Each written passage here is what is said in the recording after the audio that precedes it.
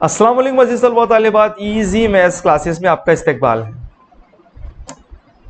Easy maths classes पर शिक्षक भर्ती 2023 इस मिशन को हम ध्यान में रखते हुए वीडियोस अपलोड कर रहे हैं, जहां पर हम आसान भाषा में आपके सामने जो जो भी सवालात आपके कंफ्यूजन आपके दिमाग में है उनके जवाबात को देने की कोशिश कर रहे हैं।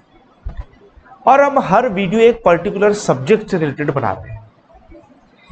इससे पहले हमने डॉक्यूमेंट के ताल्लुक से एक वीडियो बनाया है। अगर वो वीडियो आप देखना चाहते हैं तो डिस्क्रिप्शन में उसकी लिंक है। साथ ही साथ यहाँ पर ऊपर में आई बटन जो आ रहा है उस पर आप क्लिक कर कर वो वीडियो देख सकते हैं। साथ ही साथ हमारे आप चैनल पर जाइए, वहां पर आपको शिक्षक भर्ती 2023 ऐसी आपको प्लेलिस्ट मिलने वाली है। उस प्लेलिस्ट में आपने जाकर शिक्षक भर्ती 2023 से मुताल्लिक जो भी वीडियो है वो आपको वहां पर देखने को मिलने वाले हैं। तो आप बिना किसी देरी के वो वीडियो चेक कर ले। अगर कोई आपसे मिस हो गया है तो वो वीडियो वहां पर देख ले और उसके बाद में आपके मैं पूरी समझता हूं कि कोई डाउट आपके मन में नहीं रहे। फिर भी अगर कोई आपका डाउट रहता है तो आप कमेंट करके यूट्यूब सेक्शन में हमसे वो सवाल आपका पूछ सकते हैं। तो आपने करना क्या है, सीधा हमारे चैनल पर जाना है। हम आपको बता देते हैं 1-2 मिनट में किस तरीके से आपने चैनल पर जाना है और यहाँ पर प्लेलिस्ट सेक्शन है, इस प्लेलिस्ट सेक्शन में जाना है। प्लेलिस्ट सेक्शन में जाने के बाद में आपको वहां पर एक प्लेलिस्ट देखने को मिलेंगी जो कि रहेंगे शिक्षक भर्ती 2023। तो शिक्षक भर्ती 2023 के ताल्लुक से यहाँ पर बहुत सारी प्लेलिस्ट है। उस प्लेलिस्ट में आपने चले जाना है और आपको वहां पर शिक्षक भर्ती 2023 के ताल्लुक से प्लेलिस्ट यहाँ पर देखने को मिलेंगी। मैं डिस्क्रिप्शन में भी उसका लिंक डाल दूंगा और वो प्लेलिस्ट में आपको तमाम चीज़ें देखने को मिल जाएगी। तो चलिए हम बिना किसी देरी के आज का जो हमारा टॉपिक है कि भाई आखिर समांतर आरक्षण क्या है, इसका फायदा किसको मिलेगा और क्या ओपन कैटेगरी वालों के लिए कुछ बचेगा। तो अब हम आपको लिए चलते हैं। अब देखिए मसला असल में होता कैसा है। मिसाल के तौर पर कोई जिला परिषद है, वहां पर 100 जगह है। तो अब ये 100 जगह का डिस्ट्रीब्यूशन अलग अलग तरीके से होता जाएगा। एससी के लिए, एसटी के लिए, ओबीसी, बीजे, एनटी, ओपन, ईडब्ल्यूएस, हर जगह के लिए एक पर्टिकुलर परसेंट तय किया गया है और उस पर्टिकुलर जो परसेंट है तो उसके ताल्लुक से वहां पर उनकी जो एड है वो वहां पर आपको देखने को मिलती है। ठीक है, अब ये जो एड आती है ये कैसी आती है और वहां पर समांतर आरक्षण क्या है, ये हमारा आज का टॉपिक है। तो चलिए हम आपको सीधा एक एड के ताल्लुक से बताते हैं। यहां पर आपको एक एड दिख रही है, ये इस तरह की एक एडवर्टीजमेंट आती है पवित्र पोर्टल पर और इसमें अलग अलग कैटेगरी के अनुसार जगह होती है। अब ये जो जगह थी यहाँ पर एक ही जगह थी और ये ओपन कैटेगरी के लिए जगह थी। तो अब देख लीजिए यहाँ पर आपको ये जो ऊपर में दिख रहा है ये है समांतर आरक्षण। अब मिसाल के तौर पर कहीं पर आपको कोई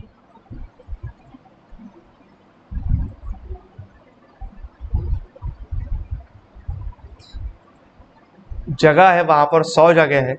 अब इन 100 जगहों पर आपको कौन कौन सी जगह पर आपने अप्लाई करना है। तो अब यहां पर आपको किस तरीके से समझेगा, किस तरीके से आप यहां पर काम करेंगे और कौन कौन सी आपको जगह पर आप अप्लीकेबल रहेंगे। तो उसके लिए अब यहाँ पर हम अब आपको बता देते हैं आपको 1 सेकंड के अंदर। अब देख लीजिए यहाँ पर सबसे पहले तो ये जो इधर में दी गई है, यहाँ पर देखिए आपको अनुजाति, अनुजमाति, पेशा, वीजे, एनटी, ये आपका जो आरक्षण है। अब इधर में जो आपको यहाँ पर दिख रहा है इधर के साइड में, यह है समांतर आरक्षण। तो मिसाल के तौर पर चलिए अब हम एक मोटा मोटा पकड़ के चलते हैं। समझ लो एससी कैटेगरी है, एससी कैटेगरी के लिए 30 जगह है मिसाल के तौर पर। अब अगर एससी कैटेगरी के लिए 30 जगह है तो उसमें से 30% जो जगह है, मोटा मोटा पकड़े हम, अगर समझ लो 10 जगह पकड़ लो, तो 10 जगह सिर्फ और सिर्फ महिला के लिए रहेंगी, यानी वहां पर सिर्फ और सिर्फ महिला लगने वाली। तो यहाँ पर ये जो अब अगर आपको कर्सर दिखेगा तो यहाँ पर वो 10 जगह 30 में से महिलाओं के लिए आरक्षित हो जाएंगी। फिर उसके बाद में माजी सैनिक का कुछ रिजर्वेशन है, अंशकालीन कुछ है, प्रकल्पग्रस्त है, भूकंपग्रस्त है, खेलाड़ू है और अनाथ है। तो इन तमाम को पर्टिकुलर परसेंट दिया गया है कि इतने परसेंट की जगह उनके लिए अवेलेबल रहेगी। तो अब जो बची हुई जो 20 जगहें हैं, तो 20 जगहों में माजी सैनिक, अंशकालीन, प्रोजेक्ट अफेक्टेड, भूकंपग्रस्त, खेलाड़ू, अनाथ, इनका जो आरक्षण तय है उसके मुताबिक इनको वहां पर जगह मतलब अलॉट हो जाएगी। मिसाल के तौर पर सबको एक एक जगह है, मिसाल के तौर पर, अभी मैं मोटा मोटा समझाने के लिए बता रहा हूं आपको। तो 10 जगह तो उधर चली गई थी और यहाँ पर ये 1 2 3 4 5 6 जगह है। तो सबको अगर एक एक जगह वहां पर, वो परसेंटेज अलग अलग रहता है, मैं मिसाल के तौर पे बता रहा हूँ आपको कि भाई एक एक जगह वहां पर सबको चली गई। तो अब वहां पर होगा असल में कि वहां पर माजी सैनिक ही लग सकेगा, वहां पर अंशकालीन ही लग सकेगा, वो एक जगह के ऊपर वो उसको एक्स्ट्रा जगह दिखेगी। अब ये हो गई 6 जगह। अब बच गए 30 में से 10 चले गए, 6 16 चले गए, अब बचे 14 जगह। तो 14 जगह यहां पर आपको समांतर आरक्षण उर्वरित पदे जो है वो आपको यहां पर देखने को मिल जाएंगे, मतलब वो आखिर में आ जाएगा इस तरीके से। इधर में ये जो समांतर आरक्षण उर्वरित पदे हैं, यहां पर वो जगह आपको जो 14 जगह जो बच गए वो देखने को मिले। तो जो सिर्फ एससी कैटेगरी से बिलोंग करते हैं और वो किसी तरह का समांतर आरक्षण के पास में नहीं है, तो ऐसे कैंडिडेट को सिर्फ 14 जगह दिखेंगी एससी कैटेगरी की, एससी कैटेगरी से अगर वो बिलोंग करता है। ऐसे ही अगर वो ओबीसी से बिलोंग करता है या बीजे से करता है या किसी भी कास्ट से या कैटेगरी से वो बिलोंग करता है, मेल अगर वो है तो उसको 14 जगह दिखेगी। अगर वो फीमेल है तो उसे ये 14 जगह तो दिखेंगे, साथ साथ में जो 10 जगह जो थी महिलाओं के लिए वो भी जगह दिखेंगी, यानी उसके पास 24 ऑप्शंस रहेंगे कि वो उन जगहों पर लग सकती है। अब अगर वो महिला जो है, जो लड़की है, लेडीज है, वो अनाथ है, तो अब उसके पास में अनाथ का सर्टिफिकेट वगैरह है, या वो हैंडीकैप है या वो खिलाड़ू है, तो उसको यहां पर दिव्यांग का तो आपको नीचे में दिख रहा है। अगर वो समझ लो मिसाल के तौर पर खिलाड़ू है या अनाथ है, तो अनाथ की अगर एक जगह थी तो 14 जगह इधर की हो गई, 10 जगह महिला आरक्षण की हो गई 24। और अगर वो खिलाड़ू है या अनाथ है, अगर वो मिसाल के तौर पर अनाथ है, तो उसको अनाथ वाली जगह भी दिखेंगी, यानी उसको टोटल 25 जगह का ऑप्शन आएगा। साथ साथ में अगर वो खिलाड़ू भी है, खिलाड़ू का सर्टिफिकेट भी उसके पास में है, तो उसे 26 जगह का ऑप्शन आएगा। जहां पर एक एससी कैटेगरी का कोई ऐसा कैंडिडेट जिसके पास में कोई समांतर आरक्षण नहीं है, उसको 14 ही जगह दिखेंगे। अगर वो लेडीज है, खिलाड़ू है, अनाथ है, तो उसे 26 ऑप्शन आएंगे, 26 जगह पे उसके लगने के चांसेस रहेंगे। तो यह है समांतर आरक्षण। अब यह समांतर आरक्षण हर कैटेगरी में रहता, चाहे वो एससी हो, एसटी हो, एसटी पेशा हो, बीजे, एनटी, ओबीसी, ईडब्ल्यूएस, सभी के लिए जितनी जगह पे रहेंगी उस कैटेगरी के ताल्लुक से, उस कैटेगरी में उन कैटेगरी की 30% जगह महिला के लिए चली जाएंगी और फिर जो बची हुई जो जगहें हैं, 100 जगह है, 30 जगह चली गई लेडीज को। फिर समांतर आरक्षण का जो परसेंटेज डिसाइड है उसके हिसाब से उनको जगह डिस्ट्रीब्यूट हो जाएंगी।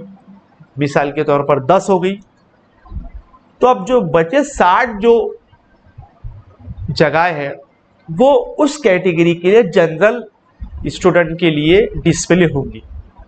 जनरल मतलब जनरल इन द सेंस उस कैटेगरी का जनरल, ठीक है। मिसाल के तौर पर एक जिला परिषद में सिर्फ और सिर्फ ओबीसी के लिए जगह है और जनरल कैटेगरी ओपन कैटेगरी के लिए जगह है। 100 जगह ओबीसी की है, 100 जगह जनरल है मिसाल के तौर पर। और अगर कोई ओबीसी लेडीज है तो उसे वो जो ओबीसी की जो पूरी की पूरी 100 जगह है वो तो दिखने वाली है, ठीक है। अब उसमें से वो जगह भले छूट जाएंगी जो समांतर आरक्षण में आ रही, यानी कि खेड़ाड़ू, प्रकल्पग्रस्त, ये सारी जगह है। तो ओबीसी महिला और ओबीसी जनरल ये तमाम ही सीटें उसको वहां पर दिखने वाली है। और साथ साथ में जो नीचे में जो ओपन कैटेगरी के लिए जो जगहें हैं, यानी यहाँ पर जो खुला प्रवर्ग है हमारा, ये जो लास्ट में, इसकी तमाम जगह उस ओबीसी की लेडीज को देखने को मिलेगी। मिसाल के तौर पर हमने मोटा मोटा पकड़े कि ओबीसी की 100 जगह है, ओपन की 100 जगह है, तो उस कैंडिडेट को 200 जगह वहां पर देखने को मिलेगी।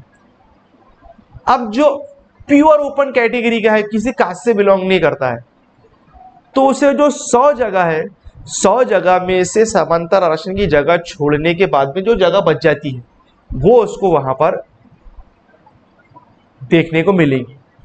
मगर वो जो जगह है वो हर कैटेगरी के हर बंदे को देखने को मिलेगी, चाहे वो एससी हो, एसटी हो, किसी भी, यानी यहां से लेकर ये जो ऊपर में, यहां से लेकर तो यहां तक के, यानी नीचे तक के जितनी भी जगहें हैं, तो ये तमाम जगह जो यहाँ पर देखिए, ये पूरी जिसको मैंने अभी हाईलाइट किया है, तो इन तमाम जगह वाले ये जो आखिरी का एक डब्बा होता है, ये जहां पर 1 लिखा हुआ आपको दिख रहा है, तो वो है ओपन, प्योर ओपन, कोई भी वहां पर अप्लाई कर सकता।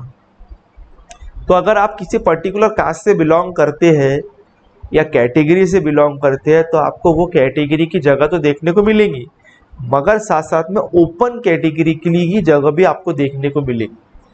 अगर आप महिला है तो आपको 30% एक्स्ट्रा की जगह देखने को मिलेंगी, और अगर आप जेंट्स है तो आपको महिला की 30% जो सीटें हैं वो छोड़कर समांतर आरक्षण उर्वरित पदे जो है वो आपको देखने को मिलेगी।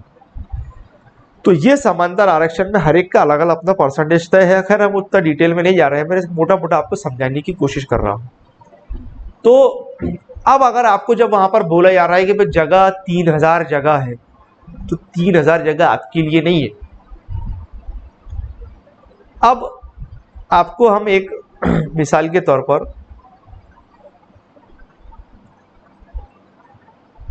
आपको मैं मोटा मोटा बताता कि असल में जगह का डिस्ट्रीब्यूशन होता असल में कैसा।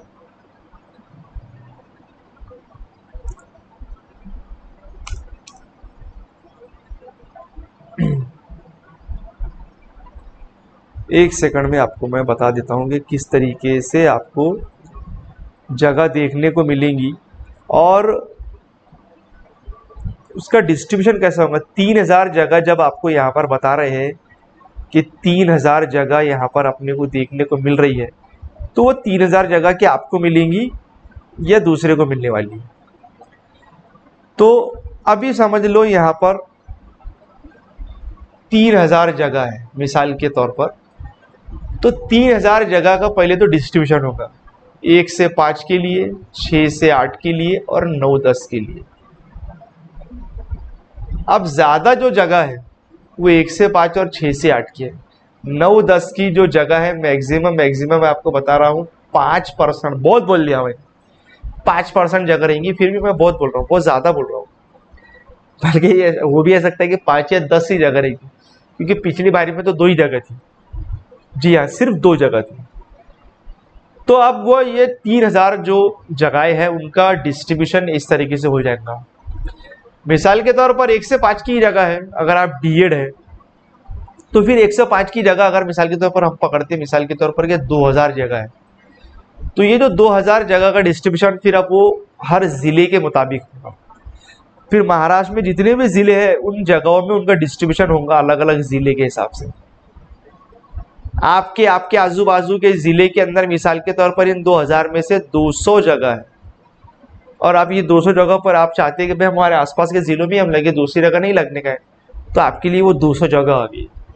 फिर वो 200 जगह का डिस्ट्रीब्यूशन होगा आरक्षण के अंदर। जगह बीजे को जाएंगी, ओबीसी को जाएंगी, एससी को जाएंगी, एसटी को जाएंगी, ईडब्ल्यूएस वालों को जाएंगी। फिर उसमें भी डिस्ट्रीब्यूशन अलग अलग होगा, समांतर आरक्षण को जाएंगी, महिला को जाएंगी, जनरल कैटेगरी को जाएंगी। तो ऐसे कुल मिला के आपके हिस्से में 50 जगह आएंगी अगर आप प्योर जनरल कैटेगरी के, बहुत बोल रहा हूँ, फिर भी 50 में अलग अलग कास्ट के हिसाब से वो जगह डिस्ट्रीब्यूट होगी। तो आप बहुत खुश हो रहे होंगे कि 3000 जगह है, तो 3000 जगह एक्चुअल में आपके लिए नहीं है, वो पर्टिकुलर कास्ट वालों के लिए, पर्टिकुलर आपकी कैटेगरी की कितनी जगह है वो डिपेंड वहां पर डिसाइड होती है। अब उसमें भी अगर आप 6 से 8 के लिए अप्लाई कर रहे हैं या 9 से 10 के लिए अप्लाई कर रहे हैं, तो फिर 6 से 8 में भी फिर क्या होगा कि भाई 200 जगह तो जिले में थी, मगर फिर उसमें मैथ साइंस वालों के लिए अलग जगह हो गई, सोशल साइंस वालों के लिए अलग हो गई, लैंग्वेज वालों के लिए अलग हो गई। तो इस तरीके से जगह वहां पर डिस्ट्रीब्यूट हो जाएंगी। ज्यादा जगह मैथ साइंस की है, ये बात तो क्लियर है, तो वो जगह वहां पर डिस्ट्रीब्यूट हो जाएंगी। फिर उसके अंदर आप कहने मतलब वो 200 जगह का फिर डिस्ट्रीब्यूशन हो गया, वो चली गई समझ लो 60 60 70 70 जगह, या ज्यादा जगह मैथ साइंस की रहेंगी उसके अंदर और बाकी दूसरे सब्जेक्ट की जगह कम रहेंगी। फिर अब उसमें से फिर छटेंगे, फिर ओबीसी के लिए जाएंगे, ईडब्ल्यूएस के लिए जाएंगे, समांतर आरक्षण में जाएंगे, तो ऐसे डिस्ट्रीब्यूशन होते जाएगा। आखिर में जो प्योर जनरल कैटेगरी के वास्ते आती है उसके वास्ते खुर्शेड बच जाती है, वो खुर्शेड में अप्लाई करना होता है उसको। तो ऐसा सिस्टम है। फिर 9 से 10 में फिर वो हर सब्जेक्ट से रिलेटेड आएंगे, मैथ का अलग आएगा, साइंस का अलग आएगा, इंग्लिश आएगा, उर्दू आएगा, ज्योग्राफी आएगा, ऐसे अलग अलग जहां पर जगह रहेंगी तो वो डिस्ट्रीब्यूट जाएंगे। तो ये 3000 जो जगह दिख रही है आपको, तो आपके हिस्से में 150 जगह आ सकती है। अब जो ज्यादा कैटेगरी जिसके पास में है, ओबीसी भी है, लेडीज भी है, खिलाड़ू भी है, अनाथ भी है, तो ये ऐसे जगहें जो है वो ज्यादा चांसेस रहती है उनके लगने की, उनको ऑप्शन ज्यादा रहते हैं। और जो भी जगह पे आप अप्लाई कर रहे हैं, देखिए आपको जरूरी नहीं है कि आपके 150 नंबर मिले हैं तो आपको नौकरी लगेंगी, या 70 नंबर वाले को भी नौकरी लग सकती है। डिपेंड करता है कि भाई कैटेगरी की जगह है, उस जगह पे अप्लाई करने वालों में से वही टॉपर रहेगा, तो 70 वाला भी लग सकता है और 150 वाला भी घर को बैठ सकता है। पिछले शिक्षक भर्ती में 37 मार्क वाली को भी नौकरी है और 141 वाली को भी नौकरी नहीं है। जी हाँ, क्योंकि उसकी कैटेगरी की जगह थी नहीं, उसके सब्जेक्ट की जगह थी नहीं, और 37 वाला जो लगा है उस पर्टिकुलर जगह पे जिन्होंने अप्लाई किया था उसमें वही टॉपर था। तो ऐसा है, 1:1 का रेशो है, एक जगह है 100 लोग अप्लाई कर रहे, जो टॉपर रहेगा वो लग जाएगा। एक जगह वहां कोई अप्लाई नहीं कर रहा है, जो भी अप्लाई, एक ने अप्लाई कर दिया तो वो लग जाएगा डायरेक्ट वहां पर। 1:1 का रेशो है। तो ऐसे ये 3000 जगहें हैं जैसा तो खैर बोल रहे हैं। अब कितनी जगहें हैं उसके लिए मैं टेलीग्राम चैनल पर एक पीडीएफ भेज रहा हूं, वो पीडीएफ की आप प्रिंट निकाले, उसके पर 5-5 रुपए के 2 टिकट लगाए और अपने जिले के जिला परिषद ऑफिस में, माहिती अधिकार कार्यालय में, मतलब उसे पूछ ले, शिक्षण विभाग का जो कार्यालय होता है वहां पर आरटीआई के जरिए इंफॉर्मेशन मांग ले कि आपके जिले में कितनी जगह है।